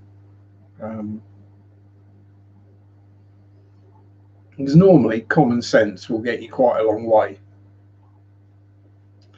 Yeah, works for most subjects. Anyway, that is my time up. I've done my two and a bit hours. So I shall say fairly well. I don't know who's on next. I think Father Fish went earlier, so he might be on next. He might not be. If not, I'm sure somebody else is going to be online streaming about fishies or models or something. More likely fishies. So I don't think there are many model streamers. So have a good week, everyone. Stay safe. enjoy your hobbies, have fun. Peace out. Rock on. Bye.